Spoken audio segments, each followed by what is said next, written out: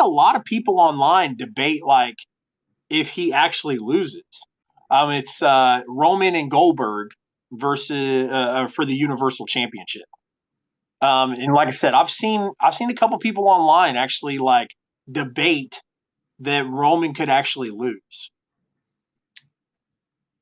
I'm going to go with this prediction, and I kicked it around, and I've heard it in other places, so it isn't my own, but I do think this is how it's going to play out, because the rumor is that the show is going to have a lot of twists and turns.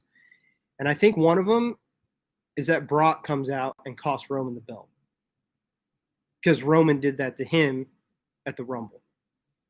So now he does it back to Roman, and that's how they shoehorn getting Goldberg on Mania or whatever, because clearly they're still super into him for whatever reason. And I think that plays more into the storyline. And Brock now screws him. And then we don't go into title versus title, which is another rumor going around. So if you believe that one, then I understand why Roman would win. Because we'll get into it. But I'm going to say that Brock comes out and screws Roman. So Roman does lose. And that's absolutely terrible, because I really don't see the point of having Goldberg as the champion, but well, they've said that Goldberg's last match on his deal is this Saudi event. Well, he said both. Very weirdly, he said both. There's another interview where he said he's actually signed for until 2023. So nobody really knows what the deal is, but both have been said. Yeah. Well, I'm going to stick with Roman as my prediction. We'll see what happens. But so then the main event is going to be the Elimination Chamber for the WWE title, or like you said, there's no match order right now. So I'm just reading it how it's listed on the page on WWE.com.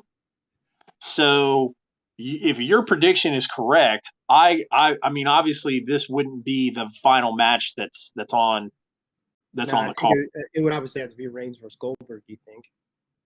Yeah. So the Elimination Chamber participants are Matt Riddle, Seth Rollins, Brock Lesnar, Bobby Lashley, AJ Styles, and Austin Theory. I'm going to say that Brock wins this match, and I don't think that's really going out on a limb. And they put him in the chamber. I can't see them having him eat a pin after he just lost at the Rumble, even though I know that it was a bunch of chicanery and they did the Heyman thing, whatever. But I don't see Brock losing again until his match with Reigns at Mania. So I think he wins. Yeah. I do see Brock winning as well. What's interesting about your prediction is, I criticized, and I know a lot of other people have criticized, how WWE left that stone between Goldberg and Lashley unturned. Bobby hit his son or whatever, and then Goldberg threatened to kill him. Said he was going to kill him. Yeah.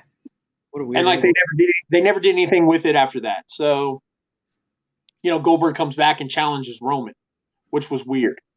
So what I could see is, if you're correct, if Goldberg wins and then Lesnar wins the chamber, Lesnar and Roman fight for the WWE title, and then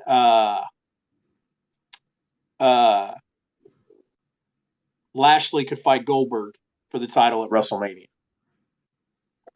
That could happen too.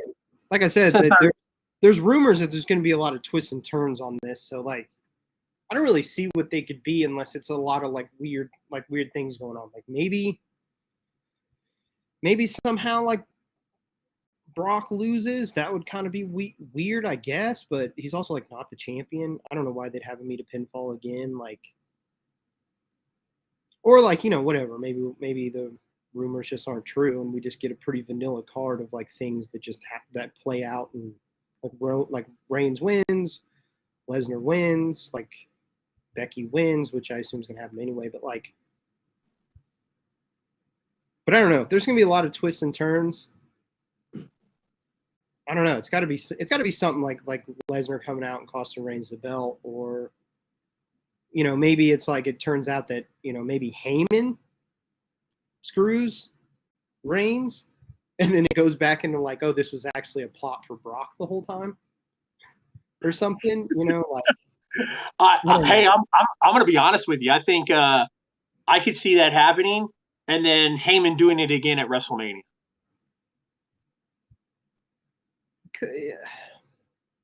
I don't know. That's the only thing. Like, I'm kind of intrigued about this card. It's not. If I'm assuming that Brock is,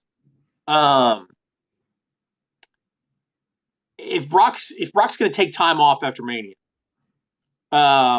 is he supposed to? I don't know. I'm assuming. I'm assuming for sure. Because if Reigns wins at WrestleMania, which I don't see them having Reigns lose at WrestleMania, then I would assume that Brock is going to take time off. So if Heyman does a flip-flop in between now and Mania, he'd have to do a final flop at Mania, or a final flip at Mania, siding with Roman. Or maybe he just goes off TV for a while too. Or Brock wins. I mean, they've made it very clear, like, that with the Rumble thing, they made it very, like, they did that for to make it very clear that Brock is the babyface and all this. So maybe Brock beats him. Yeah. I don't know. I don't really know how that plays out, but like I said, the rumors are going to be a lot. And it's got to be to that storyline, because I don't really see anything else that can really get like super weird. Yeah, if you've noticed, the Lesnar hasn't beaten Roman since Lesnar's came back. No. So it's been he was supposed to, right? Maybe, but then Reigns got COVID. I mean, we kind of don't know how that was supposed to play out originally, but yeah, exactly. WWE trying to claim that this was the plan all along is horseshit. I don't think it was. There's no way it could have been. And things have just gotten like way too convoluted with all this stuff. Like, so I feel like that they've kind of like, they had to make some sort of adjustments to kind of, I mean, fuck. It was Lesnar wasn't like, Lesnar got inserted into that triple threat match and won the belt. Like, there's no way that was like the original thinking. Yeah. So it's just interesting to see what the plans are for WrestleMania. One of the plans at WrestleMania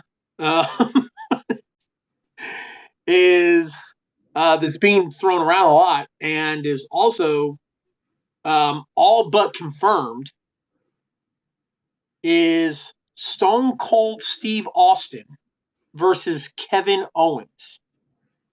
This would be Stone Cold's first match since WrestleMania 19 in 2003 at Safeco Field in Seattle against The Rock. That's 19 years in between a match. Given plenty of stunners in the ring, but as far as a full match taking bumps, he hasn't done it in 19 years. Yeah, it's a lot different coming in and just like doing the kick stunner and all that stuff than coming in and taking bumps, especially with a guy with a litany of injuries with his his neck and knees and all that stuff. I mean, he was pretty broken down when he left. He should have had plenty of time to heal up, but he's 57, man. It's just crazy. Yeah. Which, so some of these guys that do this, like Taker did. I don't know how old Taker was when he finally hung up his boots. Which, speaking of Taker, breaking news today was Taker was announced for WWE Hall of Fame this year. He's the first announcement. Which But you know, well, maybe not. But like, you know, the rumor going around is that there's another big surprise for Mania that's like Austin level. Maybe it's Taker coming back for one more. I mean, he's from the area. It's in Texas. That could be it. But so you know, guys in the Hall of Fame. Guys like Taker, you know, I don't know how old Taker was when he stopped. You know, and a lot of these other guys, Goldberg and stuff, they've looked really rough when they come in. You know, the only person who doesn't look that rough when they're wrestling that's around that age is Sting. Which is crazy. Yeah, absolutely crazy. Because the difference between Sting and even Taker is Sting consistently did it for years.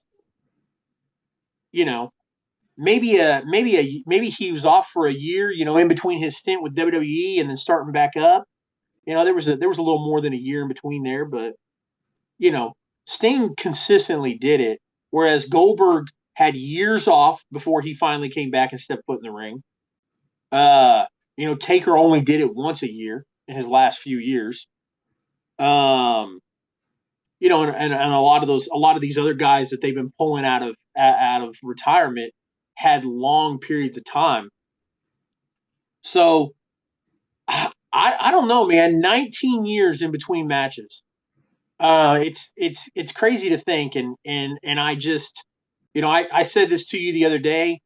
You know, if it's one of those things where they're like, yo, hey, like Stone Cold Steve or you know Kevin Owens comes out, kind of like what John Cena did at WrestleMania 34 with Taker, where they were building up to a match with Taker, and they didn't think it was going to happen, and then John got in the ring, and Taker came out, did a couple moves to him, and then pinned him 1, 2, 3. If it's something like that, cool. But if they're trying to have a 10-minute, God, even a 5-minute match of hitting ropes and taking bumps, I I I don't want to see that. You know, I don't want to taint my memory of Austin's last match at 57 years old trying to take bumps from KO.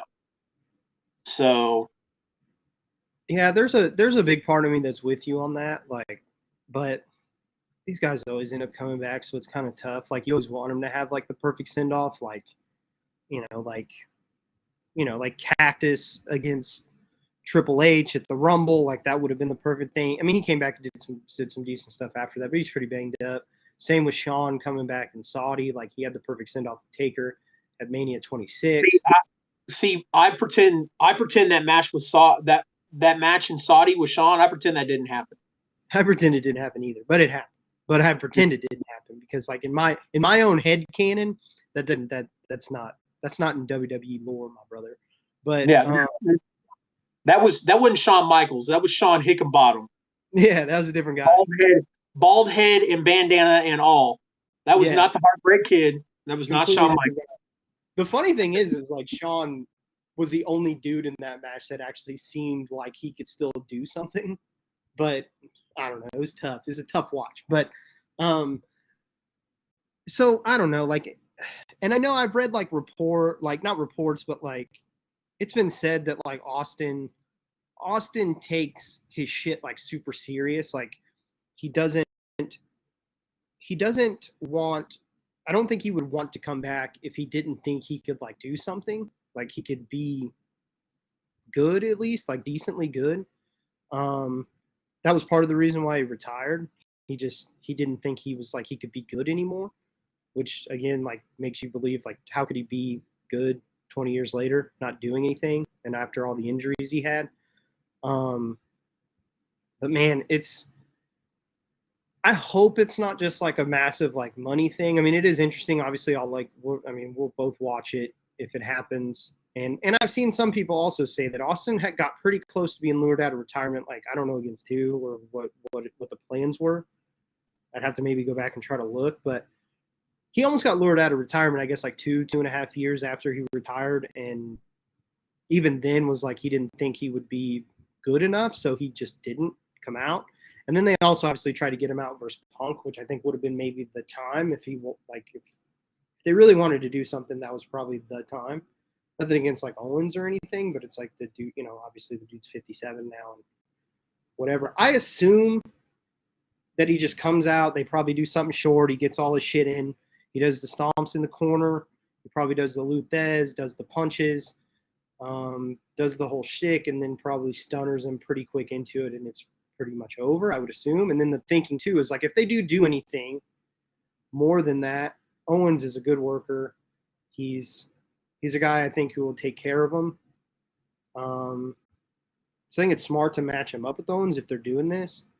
But the fact that Austin has come close a couple times and not come out of retirement, and even though this is pretty heavily reported that they're going in this direction, and it is like gone as far as I've seen as like it's on the card, like they penciled it in on the card. But there is like a part of me that thinks like until the glass breaks and he walks out, I don't know if I like fully 100% believe that it's going to happen. And for me personally, like I said, like it'll be definitely an experience just to see it happen again. And in Mania and listen to the crowd, like it'll be electric, and especially in that state where he's from. But as a fan, like I'm kind of with you. Like I'm nervous. I'm nervous that it's not going to be what we all expect it to be. Like again, like I would hope that they would keep it short, and Austin can still do some of that stuff, I'm sure. Like it's not like he did anything overly crazy. But yeah, man, like it'll bum childhood me out if that dude walks out and he just doesn't look like Stone Cold, Yeah. Like that's my thing. Like if he comes out in jean shorts and a t-shirt and some boots with some taped up hands and does a couple moves to Owens and then calls it that, fine, whatever. But if he comes out in trunks, knee pads, and vest, I'm going to have a problem. That's going to be a problem. The thing is like I don't know how he fully looks or whatever, but like every time he's ever showed up on Raw or whatever, I mean, the dude looks like he's still in phenomenal shape. Like he's still really big and like he looks like he's been taking care of himself.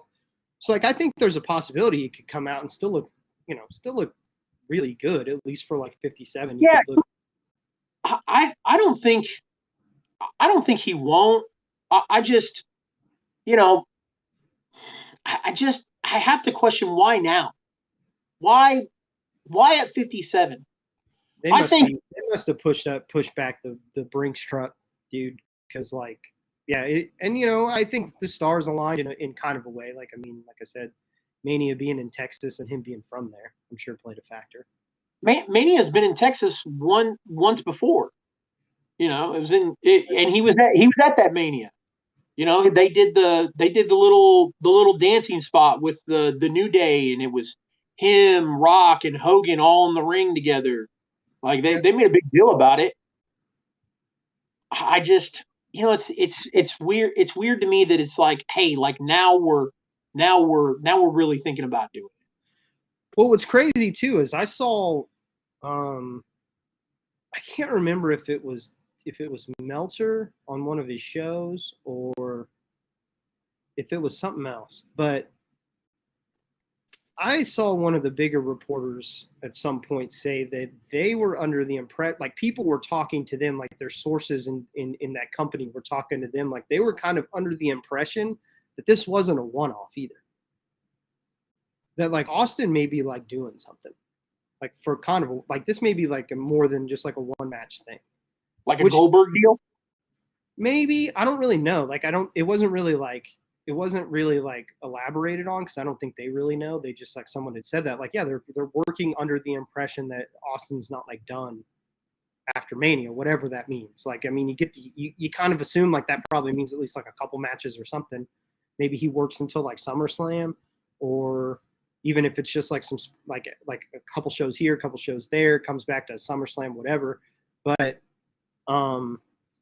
which again, like that's kind of like I mean, if you're worried about him doing one match, then you're definitely worried about him doing more than that. But at the same time, like with the impression that I've gotten from what some of these people have said about how Austin treats his character and how serious it is, if he's thinking about coming back for a run, like I would assume that like he's thinking he can do this. Like he's in pretty good shape.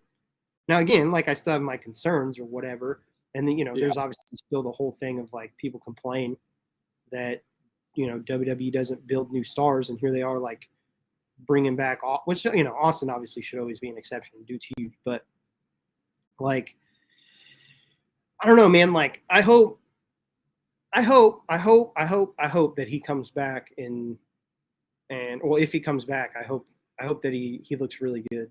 I mean, that would be cool, but it's a weird deal, man. It's fucking Austin, and it's like it's almost like, oh man, like I almost like don't want to see it, which is fucking weird because it's Austin. Like we should be stoked, we should be fired up, but I'm kind of like I would be fired up if it was 2007 or 2008.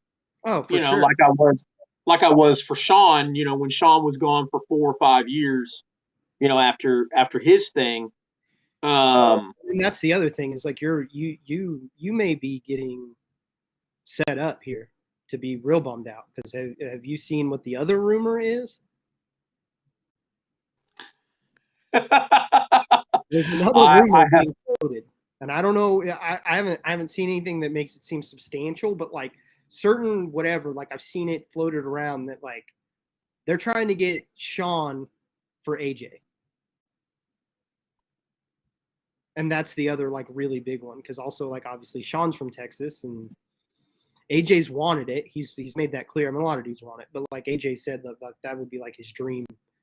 Yeah. Thing. And but that AJ actually shared a graphic that a fan made of him and Sean face to face when the Rumble was in San Antonio a few years ago. They talked about that. They had a table of 3 with Nash, AJ, and Sean on the network, or now it's on Peacock. But and Sean and AJ talked about it and brought it up, and AJ said like, "Hey, I was just scrolling through Twitter, I saw that graphic and I shared it because I thought, man, like, what if, you and me in San Antonio?" So, yeah, 10 years ago, that would have been great. That would have been phenomenal. Even about to be like the most like just 2005 like the Mania should have been in Saudi. Yeah, no shit. If that's the case, all these dudes in Saudi, the Prince would have been fired up. He would have fucking he would have gave him an extra $50 million, just like fucking. Yeah, he'd have beheaded another reporter. Oh, that's rough. So I might edit that out. Man. So I just, man, that's flabbergasted. That makes me just like, well, imagine so if my prediction's right and Goldberg also wins the belt. We get Goldberg on the card defending the title, baby. Let's go. Just load it up, dude. Bring Taker back. Bring them all back. Just load it up. Just go into this all nostalgia WrestleMania and bill it as like WrestleMania, whatever, like fucking the senior citizens version of like WrestleMania, whatever, dude. Just do it. Fuck it. So another surprise we might get at WrestleMania was the huge news, because I you know what, my final thoughts on the Stone Cold and Kevin Owens thing, I hope it's just a quick thing. I know Austin stayed in good shape. I know he's trained. He did that stunt, or that totally Stone Cold or whatever that show was on USA, where he would hang out with different celebrities and stuff. One of the guys from Impractical Jokers, there was an episode he did with him, and Austin brought him to his own like wrestling ring. And Austin also had Lance Archer on that episode, and talked about how he'll work with Lance, to kind of just stay in shape and kind of reminisce and stuff like that. So I'm sure Austin has taken some bumps, but on live television in front of close to, somewhere between, I'm sure there's going to be somewhere between 80 to 100,000 people there on on a 2-show night. I don't know, man. I'm a little I am extremely skeptical about that. Like I said, watching what they did with Sean in Saudi makes me say, okay, stop. Just let him go. Let it go. You know, there's plenty of young, good talent on this roster for you to have good WrestleMania matches with. There's no reason to risk further injury. Number one. Number two, just a downright bad match. Do a nostalgia spot. That's great. If you want to do that, you want to have KO come out and KO stand in the ring and talk about how he hates Texas and blah blah blah and everything that came from Texas is trash, etc. Austin comes out, gives him the stunner, stomps a mud hole in him, and drinks a couple beers. That's fantastic. Taker comes out, tombstones him. Cool. But this I'm just I'm indifferent. So we'll see if it actually happens when it gets here. But like I said, the huge news coming out of the week, because I felt like the news that came out this week kind of overshadowed the report that Austin is penciled in for Mania, and that is EVP of AEW, one of them, Cody Rhodes, has parted ways with AEW. So this news overshadowed Austin returning at Mania, which is absolutely bonkers. Like, nothing should overshadow that in the wrestling world, and this did it. I mean, it was huge news. I kind of saw it too, like before it actually got reported. I guess a bunch of like Meltzer even admitted like he kind of knew the day before, but like obviously he was gathering, like he was sourcing stuff and like gathering as much information as he could before he released anything. And I saw SRS say the same thing on Fightful. Yeah, like, and then they kind of heard that like that AEW and Cody were like putting out a statement at like 10 whatever day that was, Tuesday, and obviously they probably knew that, like a bunch of people knew, and then they tried to get ahead of the game. But yeah, dude, it's kind of nuts because I saw, like, my impression is that all this kind of moved like not quickly necessarily, because like his contract has been up since whatever that was, January 1st, whatever. But my impression is that like it seems like them parting kind of happened like not necessarily out of nowhere, obviously, like they knew he was a free agent, blah blah blah, but I think that they both assumed like, oh, he'll just be back. And then it seemed like maybe in those last couple of days they kind of came to a realization that whatever got in the way, which there's speculation on 100 different things, that they just decided, like, you know what, maybe it's kind of best for both that we just. So Fightful's report said that the attorneys on both sides were negotiating and had been negotiating for months. Prior to his contract expiring, they were still negotiating, and it came down to literally Saturday. The attorney, like Friday or Saturday, the attorneys pretty much said, both attorneys on both sides were like, hey, like, we can't, there's nothing we can do here. We think it's best that both parties part ways. And then they were like, okay, we'll release a statement on Monday at 9 a.m. So it's just crazy to me to think like,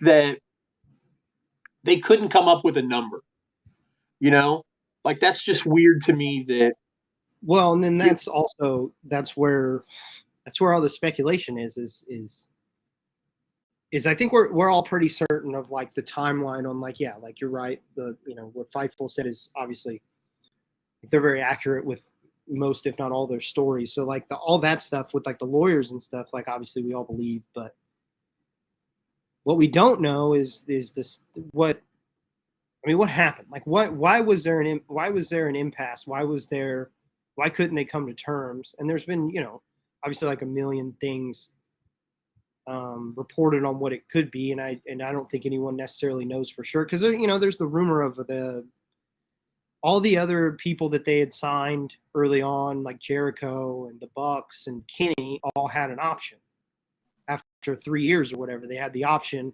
and it's like a 2-year option, and I think we're all under the impression that it was an option that Tony picked up, that it wasn't like in the other sports or whatever, where it's like players have player options or whatever. I don't think it was like a player option. I mean, it's very possible, I guess it could have been like a mutual option, but like I think Tony had the 2-year thing. So there's a lot of people wondering, like, did Cody not have that for whatever weird reason, or did Tony decline it? Or there's the other thing of like, did Cody go to Tony and say, hey, I want to renegotiate my deal. Is it possible if you can decline the option and we can negotiate? And Tony was like, and Tony obliged maybe, and then they negotiated and it didn't work out. And obviously then it's like, well, what was Cody asking for? I mean, because there's a lot of people who think that like if Cody went to the table and was asking for like Punk money, then there's a lot of people who's like, buddy, I mean, I love Cody, but it's like, I don't know if you should be getting Punk money. Like, if he did that, he may not have done that. Then there's also, there's rumors of him being disgruntled, maybe, that he had went into the company thinking that he would have more say in like the booking stuff, and obviously Tony took that over more so at one point. Which there was some stuff coming out that Cody was a little upset that he had gotten his when Tony took over the booking. Cody always assumed that he was going to be involved in that. And I guess that's fair, I mean, like he booked it to where he would never be world champion. I think now that we've gotten to this point, I think that kind of hurt him in a weird way. I think it hurt all this stuff because like Cody, I think we assumed that was Cody's idea, that it was Cody's idea to do that stip, but it kind of pigeonholes him into like a certain level on the card. Like, yeah, because I mean, no bullshit. I mean, there was a lot of criticism from a lot of people when AEW first started that these 4 guys, Cody, Kenny, and the Bucks, were just going to book themselves strong. Which, before I say anything else, there's no reason why they shouldn't. Cody coming in was one of the top guys on the independent scene when he came in, as far as Impact goes, ROH goes. He was arguably, when he had the feud with Jericho, he was arguably the biggest babyface in the world. Yeah, I mean, and this is pre AEW. I mean, when Cody, the Bucks, and Kenny started, they were the top 4 guys in the world. So there was no reason why they shouldn't have been booked, in big spots. But that was the criticism, because there was a lot of criticism facing AEW. Anytime which is weird to me. It's weird to me that fans will complain about WWE all the time. Their shitty booking decisions, their weird storylines, et cetera, et cetera. But then when somebody steps in and says, hey, we have an alternative, then people all of a sudden turn this notch up to 10, and they're like, yeah, well, it's going to suck. It's going to suck because it's got this in it. Jericho's overrated. Cody's not good. The Bucks are overrated. Kenny's overrated. Blah, blah, blah. Like all that talk started as soon as they announced that they were doing AEW. Because like you said, prior to AEW, Cody was on fire. And the Bucks were super popular. Kenny's super popular. And then all of a sudden these guys start AEW, and then it's like, yeah, they're not that good. Well, so that's, you have to remember too, is like around that time, I think some of the criticism was also like, yeah, like they're big deals in like Japan, but like they're not known on the American scene. So a lot of people thought like, if these are your stars, like you can't build around these guys necessarily because nobody knows who they are. And then obviously they do the pay-per-views, they sell out those early pay-per-views, or the first one, whatever, and then they sold out All Out, and then they do the first Dynamite, which ended up drawing like a massive rating, and it proved everybody wrong. But people still deny that stuff. Like that's still everywhere. Like people think that Kenny's not a draw, and that like that's everywhere. I mean, the same people that are like were criticizing like Cody's previous run. Now that he's a free agent and going to WWE, like a lot of those people are like, "That's awesome! Like I love Cody." And it's like, you literally didn't 2 weeks ago. Like, like a lot of people do that. Like if the Bucks left or Kenny left, they'd be all fucking stoked that they were going to the Fed and leaving AEW or whatever, and thinking this is like a huge blow. When you could probably go back in those same people's like tweets like a year ago talking about how Kenny's overrated and how he sucks and whatever. So, but yeah, I mean that was a legitimate concern when they first did put AEW together. Is like Tony obviously saw it, and a few other people obviously saw it, but a lot of people thought like they would have a hard time at least at first because like these dudes aren't massive on the American scene. Yeah. So it's I guess it's just weird to me now that Cody leaving. I've said it all week, man. Like I've had a hard time processing, and it's still odd to me, like the bleach blonde, the bleach blonde haired guy that stood there at the podium and talked about starting a revolution, giving people an alternative was, I mean, literally the same day that they announced like, hey, Cody and AEW have parted ways. Cody will likely sign. Like the next sentence was, Cody will likely sign with WWE. Expect a deal expect a new deal with WWE coming in the coming weeks. And I'm just like, that's just odd to me, The optics of it are definitely like strange.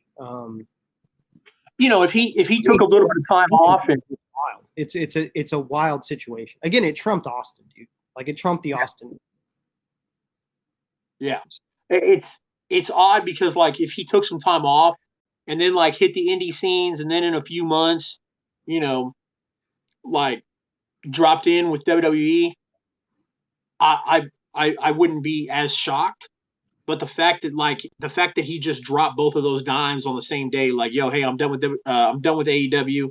Expect him to sign a deal with WWE in the next week or two. Well, and that's the weird thing too. Is I know it's only been like a few days, but I mean he hasn't signed yet. So I guess there's always a possibility he could go anywhere. And like we haven't heard shit from Cody really, other than he did put out a tweet to a fan yesterday just telling him because the fan was saying like they weren't going to watch AEW anymore because Cody was gone. And Cody tweeted back at that person, was like, I suggest you still watch the show. Like what we did there was, he's like, he was very proud of his work. And he was saying that there's still a lot of people there that deserve to be watched or whatever. So it's kind of a cool tweet, but he still technically hasn't signed with them. I mean, as far as we know.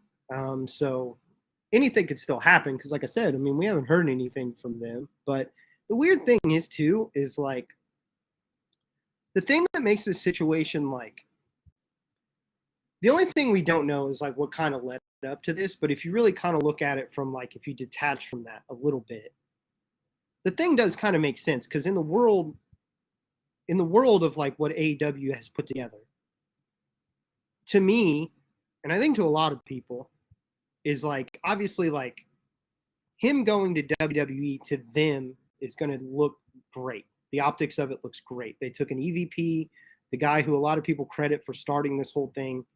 They took him from that company and he left. And when all these other people are clamoring to go there or to go elsewhere, so now they got their one back and it's a huge one. But I think when you really think about it, I do believe that Cody is now weirdly more valuable to the WWE than he is to AEW. Like I think that AEW is 100% fine because they've brought in so many stars. They have so many other guys who could carry the load, and the way that again, like Cody kind of became weirdly like he was obviously still a main act, but the way he was booked in the last year or so was so strange and so like out there at times that the main complaint was like Cody doesn't feel like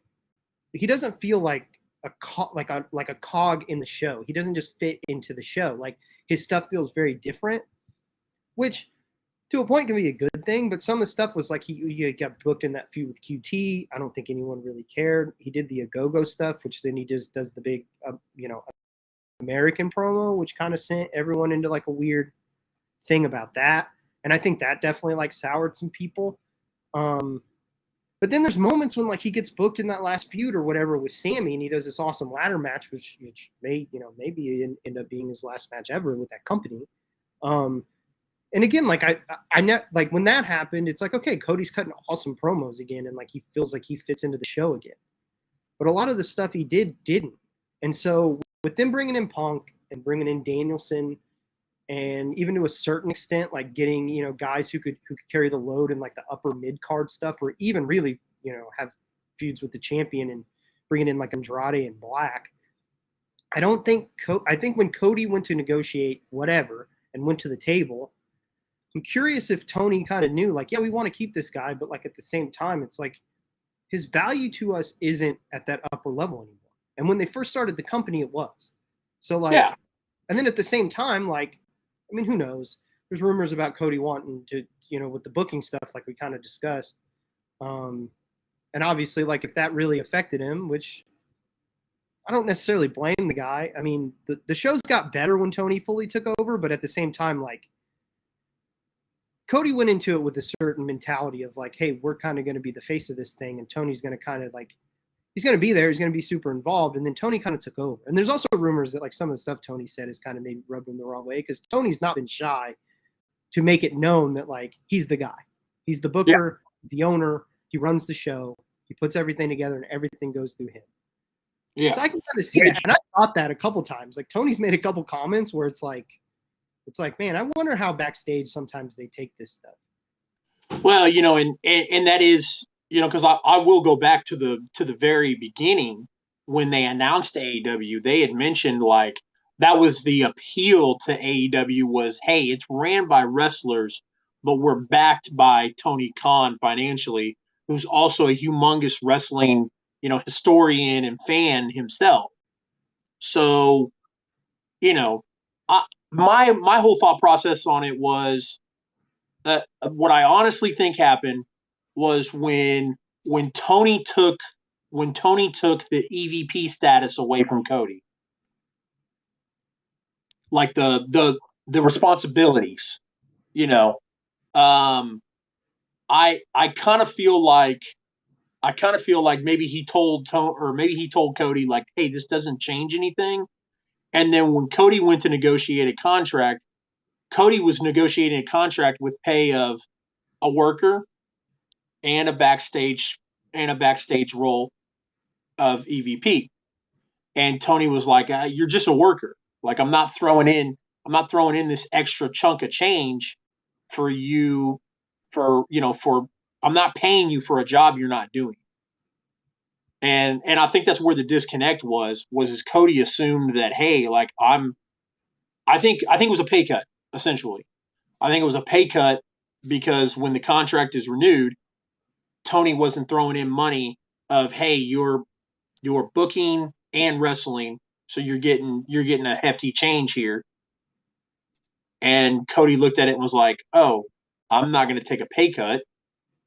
I obviously want just as much, if not more money. And Tony was like, well, that's the problem is you're not pulling double duty here anymore, guy. Essentially.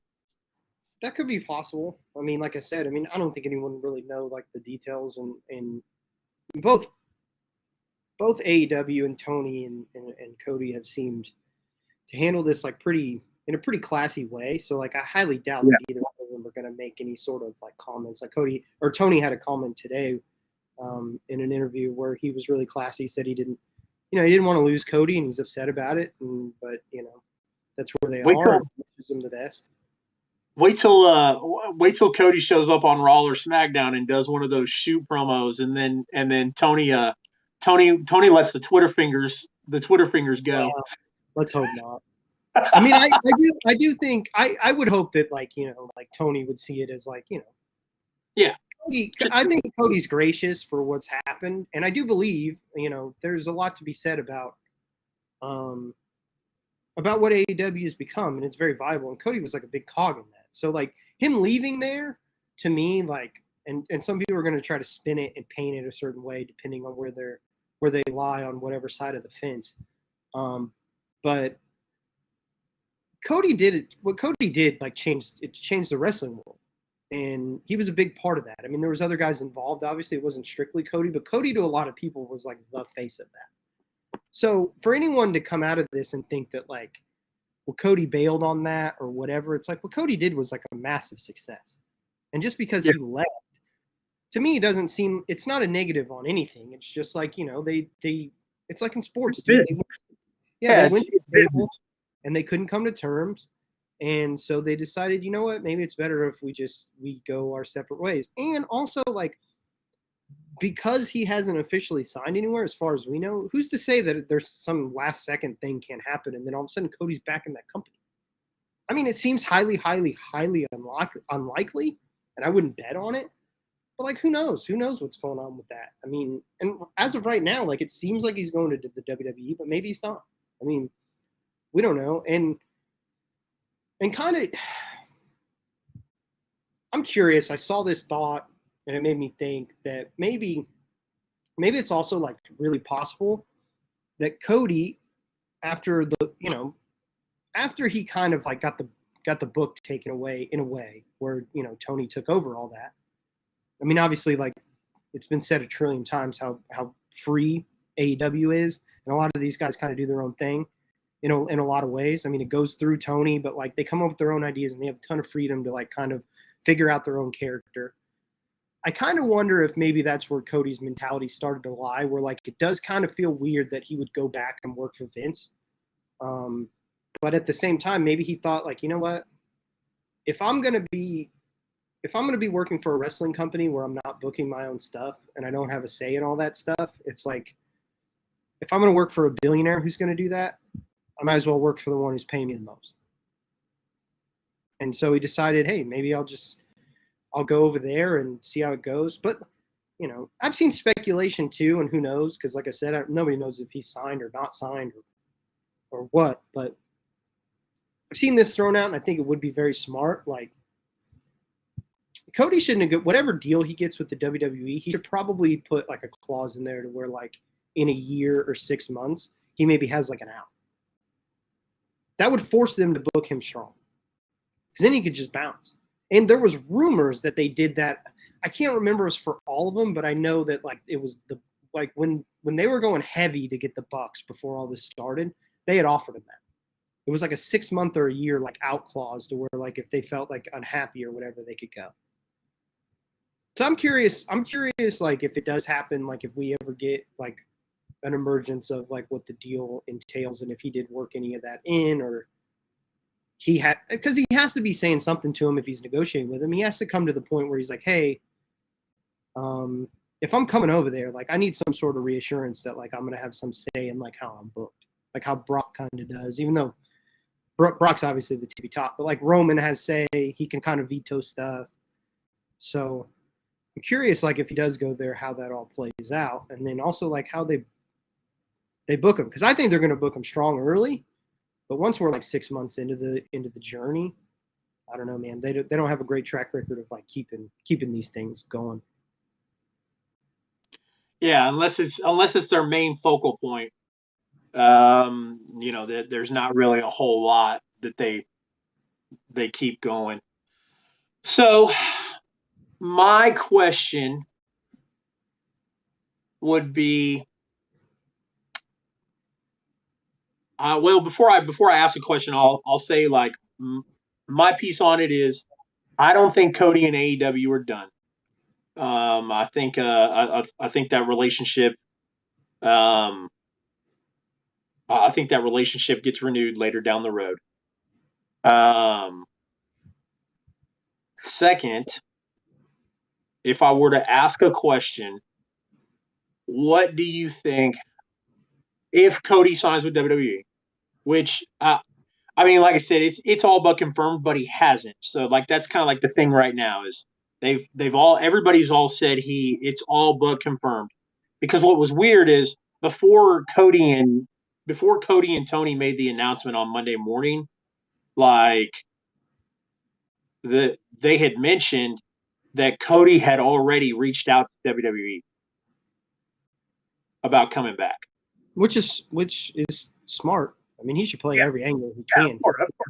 Of course. If I knew I wasn't coming into work on Monday, I'm calling somebody to make sure I get a job somewhere. Right.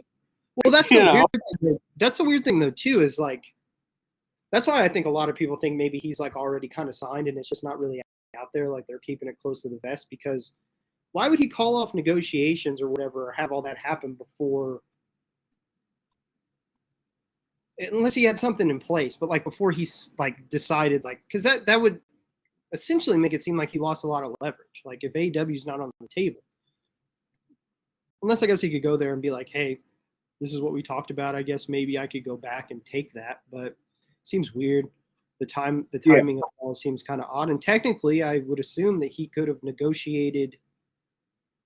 He could be negotiating with everybody since his contract was up the first. I mean, he doesn't. The reports are is that he doesn't have like a no compete. So he could do anything. But so my question would be is if he signs with WWE, what is the first thing he does? Like, you mean on screen? Yeah. Like what like how do I think they're going to book him early? Yeah. I've seen a lot of people say that they think that he should go after Roman like immediately and just capitalize on that, maybe make him the champion. And I don't know about that. I don't know how they would like finagle it with the way that they've gone with like certain things, but I think it could be a really intriguing story if they tell the story of him and Orton. If I'm wrong, I have no problem coming back later down the road and saying I'm wrong. But I'll say this right now. There is no way on God's green earth that they're going to book Cody to beat Roman. No way. I have my doubts. I've just seen people throw that out there as just like this is obviously like, this has heavy potential to be like, the biggest. And I know we rag on WWE.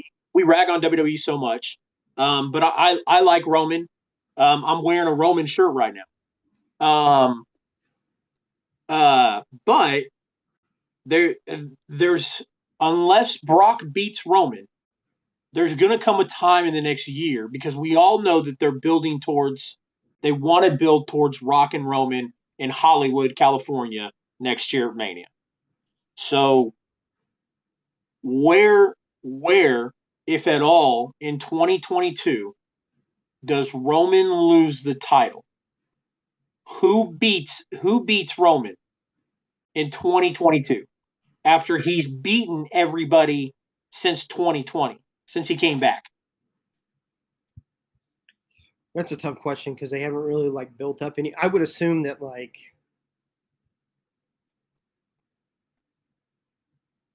I would assume that nobody beats him. I was super excited. I really, I could have seen them doing something. I could have seen them doing something with Big E. But obviously we saw how that went. The only person I see beating Roman is Brock. And because we already know if and when Roman fights The Rock at WrestleMania, Roman's going over. They're not going to have The Rock win. So didn't Rock won the title for a little while whenever they did that whole thing when he beat Punk. And dude, don't put anything past them. Like, they'll put the belt on anybody. Yeah, I know. But so I could see Cody coming in and doing some I'm trying to think of how to word this right. Doing some closing feuds, like him and Orton. There's a lot of history there with him and Orton. I could see them closing that feud. They could also do a really big feud with him and Seth. Seth has nothing going on. Yeah. I could also see them doing some work with, if they wanted to turn Cody heel, I could see them doing some work with him and Big E. Him and Big E are. How fucking hilarious would that be though if Cody debuts in the WWE as a heel, which I don't think he will. I think he'll come in. I think he'll come in as a babyface. I think that crowd will go nuts when he comes out. But how fucking stupid would that be? Because then there's the whole thing of like his character in AEW was that he refused to turn heel. When he fucking rolls into the WWE and turns heel, which would be fucking. It would be so funny to do that on top of like.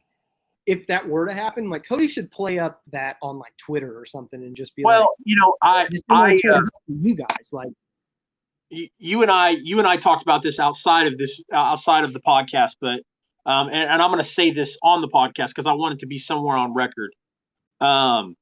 Cody wanted to book himself in AEW the same way his dad used to get booked in NWA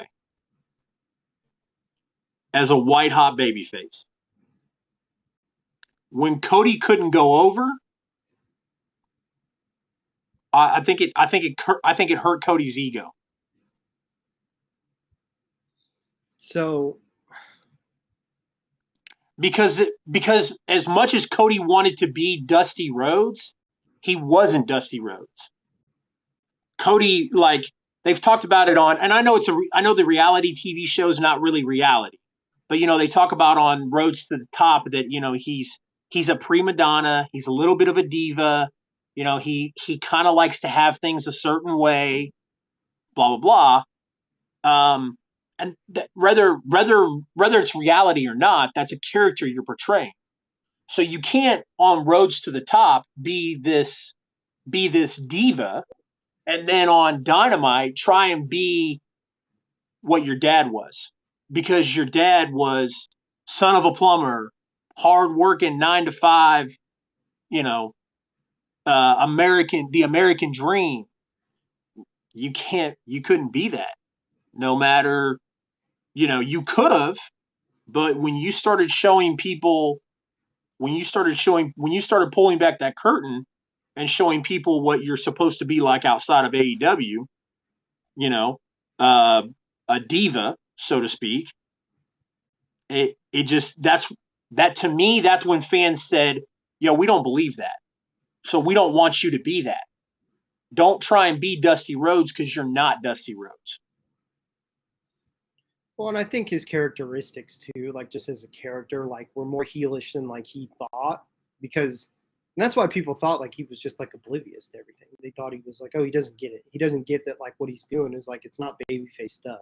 But I think he did get it. I think like at first he didn't have like that mentality, and then once the crowd turned on him, he definitely like leaned into it. But yeah, I think it's a multitude of things. Like I said, I think those weird feuds for all of like last year kind of sent him in like a weird spot. And then again, I'm curious if, since he booked it himself and then it wasn't that long after that things changed with like the booking of the company, I'm kind of curious, and I kind of lean no. I've seen some people speculate about it, but I kind of lean no. But like, I'm kind of curious if he booked himself not to win the world title and never to be able to win the world title, with intentions of maybe going back and somehow like, hey, but when I turn heel, like somehow I'll flip that. Even though like, I think a lot of their goals there was to like, where stuff, they're trying to change the mentality of like the wrestling thing, because like WWE's kind of screwed things up so much, like with things of that like nature, that I know that like they want it to be like stipulations, or like the perfect example is like the WWE goes back on stips all the time. Like somebody like loses a loser leaves town match, they're back in like 2 months. But I think part of the reason Cody did it was because like, yeah, we're going to do this stipulation and I'm going to live by it. And it's going to show people like, hey, we actually live, like our stips are real. Like I can't challenge for the world title, but I've seen some people like wonder if his intentions were to go back on it. Tony took over the book completely. And then it became like, Tony was like, no, we're not going to go back. And like that kind of put Cody in like a weird spot too. So, and I'm big on Cody. I like Cody a lot. Cody's one of my favorite active wrestlers. So what I honestly thought he wanted to do, and it kind of just threw a fork in his plans, was he would lose the ability to challenge for the title. And then the I think the idea was for him to build up so much traction that the fans would get behind him so much and want him to challenge for the title, you know, that it was obvious, like he needed to be the one to challenge for the title, that we would eventually lead into him versus MJF for him to get the right to challenge for the world title back. It could have been, because that's also like another weird one. Like they never really like finished that feud. Like they had the one match, and then it was just kind of like, I kind of always assumed they'd get And back to that, but they never did. I think like Cody, I think the way Cody wanted, like that's how he wanted to book it. He wanted people to get behind him to the point to where eventually a year and a half down the road, we've been building up so much that Cody would eventually, that it would come to a crossroad between him and MJF. Like, hey, who deserves this title shot more, MJF or Cody? And Cody would fight MJF for the right to get a title shot back. And I think when fans hijacked it, he was kind of like, shit, like, what do I do now? Now I agree. I think, you and I have talked about it. I think the idea is that he was a heel by not turning heel, but I don't think that was his plans. I think his plans were, eventually to get that right to fight for the title back.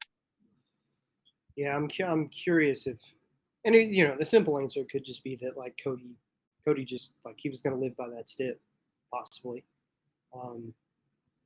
Maybe it's just that easy.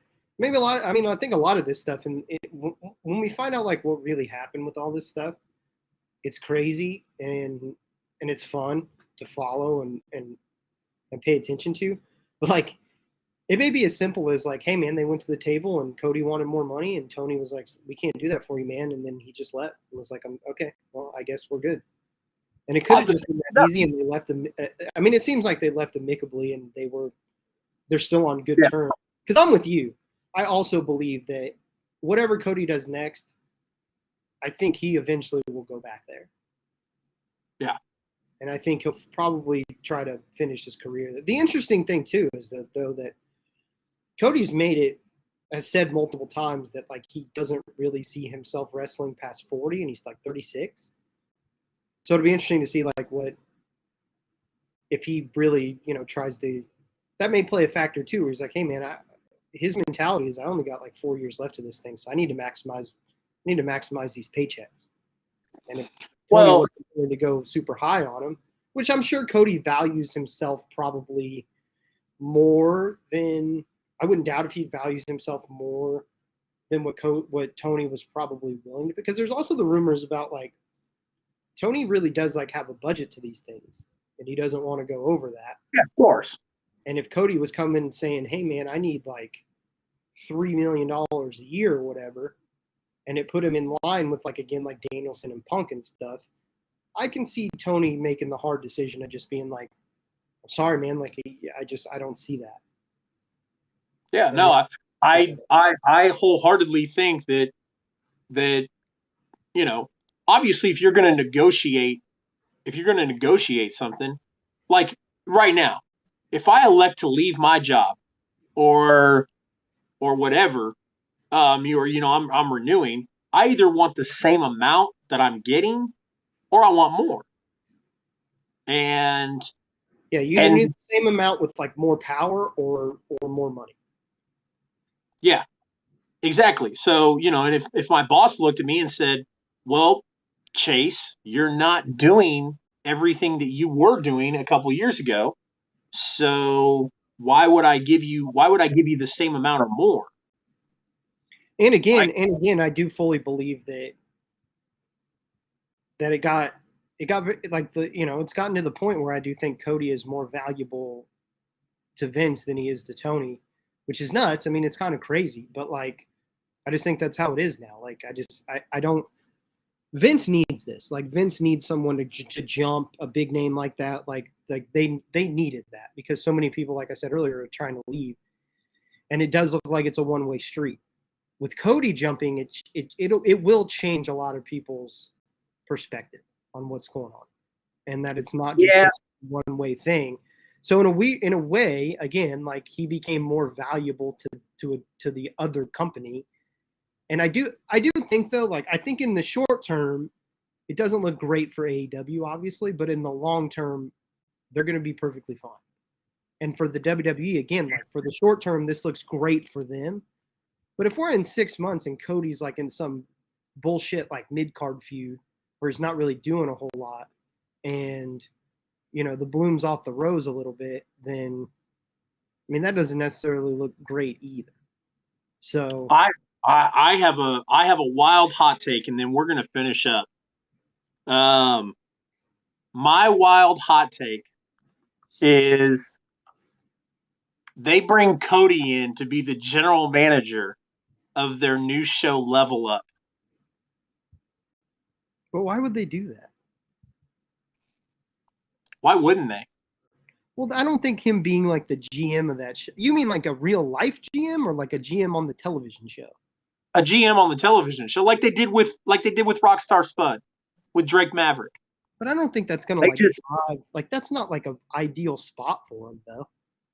Do you think he's gonna do that? He's gonna do like things on like Raw, or maybe he's the new general manager of NXT. I've seen people say that like that they should like let him like kind of run it if like Trips is really out. That's actually the feud they should do. If Triple H is like healthy and can do stuff, Cody versus Triple H at Mania, and also it adds into the whole storyline of all these old fuckers coming back. That's the story. Cody versus Triple H would be awesome, but until they do like a 15-minute match and fucking Triple H just hits him with a pedigree and it's over. Yeah, and it's like not cool. Like, dude, like we all know, dude just had like heart issues and just came back and like beat the hottest free agent that we've seen in forever from the other company. But that's what Vince fucking has done. He's got a track record of like sometimes. I don't think he's gonna do it here, and I don't know. Maybe I'm just having too much faith, but just because like they need this so badly. But they used to do this all the time when they started getting WCW guys in the early 2000s and they had the whole alliance thing. They gave them no wins. They made them look like a bunch of nerds. I mean, and it's because Vince has like he had to prove like, well, they can't beat our guys. Like we're better. We can't let people think that WCW was ever better. Yeah, it's Sting has touched on that a bunch of times. About that's why he didn't make that jump to WWE right after they purchased WCW. Yeah, he saw how a lot of those were booked, and he didn't want to be in that. No, I do believe that some people are giving Vince a little bit too much faith here. I don't think Vince sees Cody as a hot free agent. I think Vince is excited for Cody's last name, and that's it. I think Vince is still smart enough to see that like this is the optics of it are huge. And again, I don't have faith in them to do anything to keep like this momentum going 6 months down the road. But I do think if Cody goes there, and I think the debut and I think all that stuff is probably going to be pretty big, and it's the first couple months are going to be pretty big. And I think they'll probably do that right. And then again, it's like it's keeping that flame burning, which is not just like a WWE thing. Like them, especially, like they have a lot of issues with that. But a lot of companies have those problems, like keeping things hot for long. Like let me bring up this. So when Kurt came back, remember they did this big huge thing with Kurt coming back. Because Kurt, ended his relationship with Impact, was doing a little bit of independent stuff for a little bit, and then Kurt comes back to WWE, they did this WWE 24 documentary, or maybe it wasn't even a 24 documentary. Maybe it was just like videos they posted on WWE.com. But they had this big, huge moment where Kurt walked in the office with Vince, and Vince gave him a big, huge, dad hug, and Vince was, him and Vince were on the verge of tears, and Vince was like, "Welcome home, kid," blah blah blah, or "Welcome home, son." He even called him son. I I think you'll get something like that from Vince with Cody, but that's all Vince sees out of it. Like I just like I said, not trying to shit on WWE too much. I know we shit on them quite a bit here, but I can't see Vince looking at Cody and going, "There's my main event. There's another main event guy we got. There's another guy we can throw in the main event." But see, like I think we do agree in a lot of ways. Like I kind of think that too. Like I think Vince is going to view Cody probably differently than when he left, but I don't know if that necessarily, like, I think they'll probably give him like a big spot going into Mania because of like they're going to capitalize. I mean, they've done it with a couple guys, like at least like, they booked him poorly, but it's like they gave Big E the title and they kind of like did that stuff. It's always like I think eventually like Vince is probably not going to see him more than like an upper mid card guy, which isn't necessarily like even a bad thing, but like if they want to capitalize on this for real, they should make him a main event level player. And he should be able to kind of like, I think Cody's adaptable enough. I mean, he kind of proved in AEW in a lot of ways because I mean, Cody's a big reason why the TNT title is what it is and that it's actually perceived as like a pretty big belt and whatever. So I think Cody should be able to fluctuate between two. Like Seth Rollins kind of does that. I mean, he's a big name, but like Rollins can kind of go down a little bit and feud with like a guy like AJ or whatever and move around. And I think Cody should be slotted in there. And again, I think Cody should go into this and get a contract that has some sort of like I said, like an out, or like he should go in there with at least saying like, hey, I need reassurance that I'm going to be booked strong, and I need it in like writing or whatever. That's something like whatever he can do to make sure that like. But I do agree with you. I think at first they're going to book him really heavy, really strong, and then the problem is like after that, I think he'll probably slot into like the same situation that like AJ's in currently, where it's like he does important stuff, but like they clearly don't really see AJ as like a title contender anymore necessarily. And I think Cody will probably fall into that. So I think he is like higher than he was. But yeah, like I said, 6 months down the road, I don't know if they're going to have him having big feuds with like Roman. Yeah, man, you look at who their champions are now. They've got Roman, they've got Bobby Lashley. Bobby, Bobby doesn't lose. Bobby doesn't get pinned clean by guys like Seth or Kofi or anything like that. So just, if Cody bulked up and put on another 25 pounds of muscle, maybe I could see him being, that guy, but I just don't see it, man. Yeah, I mean, I see where you're coming from, and I think we agree in a lot of ways. So, I mean, we'll see. Like I said, as far as we know, Pin hasn't been put to paper, so anything can happen. I mean, we've been watching long enough to understand that wrestling can get pretty strange. So yeah, until he signs and shows up on television, anything could happen. It'll be interesting. If he does, I would like to see because I'd like to see him wrestle at WrestleMania if he does sign. I'd hate for them. Things like, do you debut him now or do you hold him up for the Raw after Mania? That's one of the things I was going to ask is, do you think that if he does sign in the next week or two, do you see them using him before Mania, or do you see them waiting until after Mania? I think that they probably get him on the Mania card. I mean, there is a theory, and I don't necessarily disagree with it, that you could do him with the Raw because the Raw after Mania is like always like when we were kids and like even teenagers and stuff, like growing up, like the Raw after Mania obviously is always a big deal. And the last couple of years, it really like hasn't been. So if they like held him off until then and debuted him there, then that could get like that back on track and make people realize like, oh, this is a must watch show again. Like we have to watch this every year. It's a big deal. Like guys show up and new things happen, and I can see why they would do that. I think that could work in a big way. But there's also a part of me, man, that's like this story is still so fresh and so like it's caused like such a whirlwind that if you sign him, I think you bring there's a part of me that's like you bring him out as quick as you can. And if you can get him on Mania and make this card the biggest WrestleMania card you can possibly make with Austin's debut, if there is any validation to the Shawn stuff, at least like people are going to want to see that him against AJ. You're going to have the big Brock and Roman thing. You got Ronda coming back. Like, I mean, if they get Cody on there and they capitalize on like all this stuff, like that card will be massive, dude. I mean, and it's Mania. It's always massive anyway, but it'll be even bigger. So I think, me personally, I would get him on there as quick as I could. I agree. Because I mean, it's just like when he signs, it's gonna get leaked out.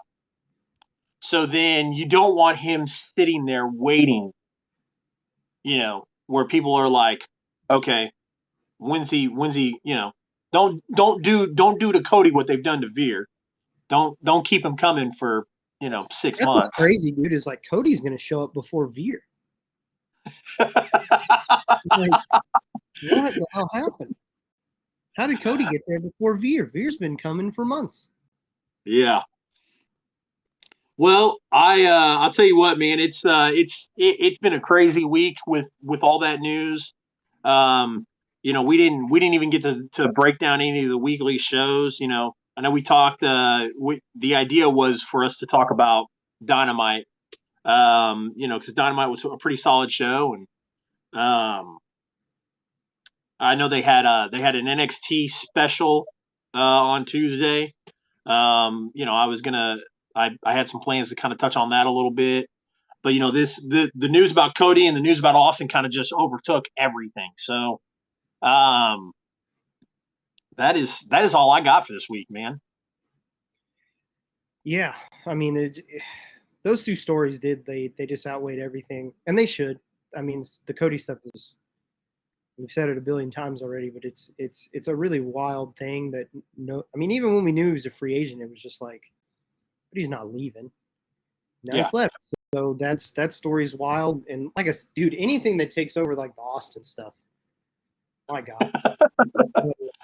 Those stories, they deserve. I mean, shit, we went almost an hour just on the Austin Cody stuff.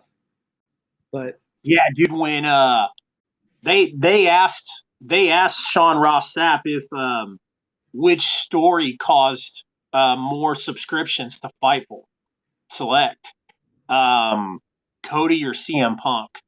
He said CM Punk is still number one. He said, but Cody is definitely like a close number two. Yeah, I saw him say that too, and I know that he's gone on record too to say like him breaking the CM Punk story with how many people subscribed and stuff. It like literally changed like his life. Yeah. So that's a big testament to how insane this story is, and like I said, man, like this stuff is it's wrestling's an awful lot of fun again. Like with all this stuff going on, the behind the scenes stuff, having two viable companies again. Like, I mean, it definitely. Can you imagine if there was for the last like 3 years with AEW coming on, like wrestling is back, dude. Could you imagine what the world would be like now without no compete clauses? It'd be insane, dude. People would just be showing up left and right on all kinds of shows, and I mean, that's to me is like a wild intrigue of the Cody thing is like he doesn't have that. So like, yeah, the only reason that we know Cody's not showing up tonight is because that show's taped. But he can show up in Saudi. I mean, I wouldn't do it, but like, he could technically show up tomorrow. Yeah. No, I had thought about asking that, but then I was like, nah, that it wouldn't make a lot of sense to bring Cody out in Saudi. Like we've mentioned, it's very clear that the audience over in Saudi is very nostalgic. So I don't. They also they don't have that connection with like the American audience will have with like the story and with Cody. So like if they need to maximize that first pop, and I don't think Saudi would be it. I think that would be a big mistake. Yeah.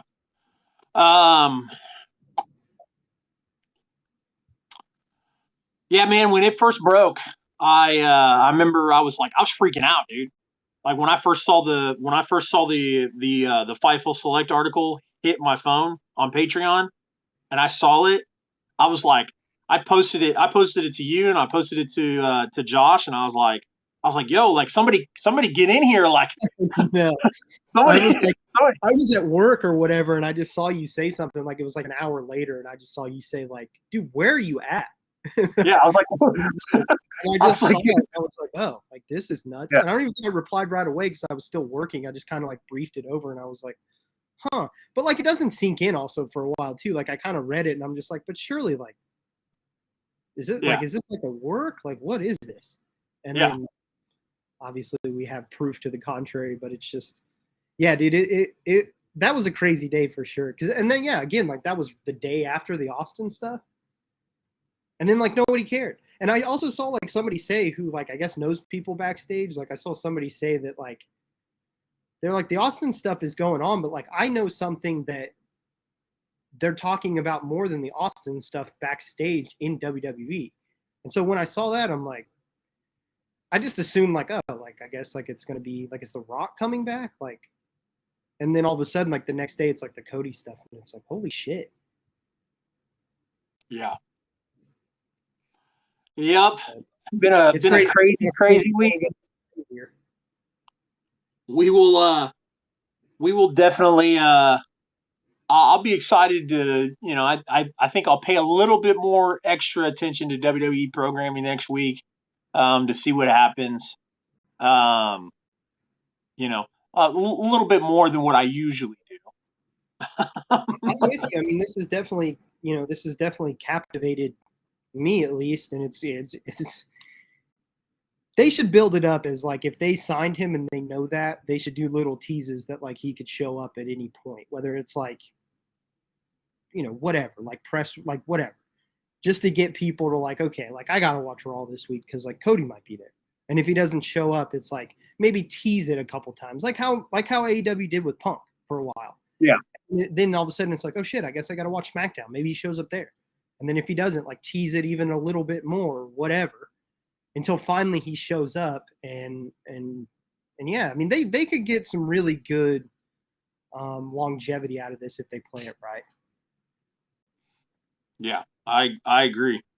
But we'll definitely be looking for it next week, and we'll probably talk more about it next week. Hopefully we're reading an article soon that Cody's signed somewhere, whether it's WWE or anywhere else. Like I said, WrestleMania season, so starting to get exciting. That's all I've got this week, man. Yeah, I think I mean, like we said, is kind of overwhelmed by two big stories, and I think we've exhausted those for now until the next thing drops, I'm sure, like right after we're done, and then we'll talk about that next week. All right. So with that being said, I will go ahead and take us out. At the end, I am going to play an ad with a partnership. While I'm playing that ad, I'm going to need you to stay backstage because if you leave the backstage area, it cuts my ad. So I'm trying to make a little bit of money. So. All right. I'll hang around. See your ugly face a little bit longer. All right, man. So for Chase with CR Media, this is my friend Seth Hackett. This has been another episode of Bad Booking. Appreciate you guys like crazy. If you are not, please go like and share all of my social medias on Facebook. You're going to find me at CR Media 1988, like it says on the screen right there. Also on Instagram, on Twitter, on TikTok, and on Twitch as well. Um, Definitely be looking for more content. We are going to be looking at just kind of expanding, doing out some things. I know got my NFL stuff going on. Going to be doing a little bit more professional wrestling stuff. So I'm very excited to have you guys with us. Again, appreciate you like crazy. Much love. Till next time. Adios. Hey everyone, Chase with CR Media here. I wanted to take a moment to talk about an exciting new venture for me. As you may have seen on James House Chiefs Talk, we have partnered with Super Draft Pro. What is Super Draft Pro, you ask? Well, it's the future of daily fantasy sports, guys. Super Draft Pro is the official fantasy partner of Caesars Entertainment. So imagine the exciting chance opportunity of Las Vegas, but only bigger. The best part, you don't have to go to Las Vegas. It's right here in the palm of your hand. So imagine all of your friends and family all connecting while playing daily fantasy sports and free sports contests while getting paid. So how is Super Draft Pro radically changing daily fantasy sports games, you ask? With a mobile app and a desktop website that have a super sleek interface that's easy on the eyes, and opportunities to win are increased because there are normal people like you and I playing every day and not just game sharks. Super Draft has leveled the playing field with their exclusive patent pending features, which allows you to pick the players you like and the players you trust. So it's your draft, your way. That's code for no salary caps, guys. So getting started is extremely easy. Just simply download the Super Draft app, sign up by creating an account. You can sign up as a player for either the basic player pass or they have a premium player pass, and then they also have the elite player pass. Now the basic level starts off at $20 a month, and at $20 a month you can do about one entry per day. Then the premium membership for $50 a month, and then last but not least, they have that elite membership, which is $100 a month. Now, obviously, guys, the higher tier membership, you have more cash and more prizes that you can win. Now, I know what you're probably thinking. You're thinking, Chase, I'm not about to sign up for another monthly membership and pay $20, $50, hell, even $100 for monthly fantasy sports. But let's be serious, guys. You're going to spend that anyways on platforms like DraftKings and FanDuel.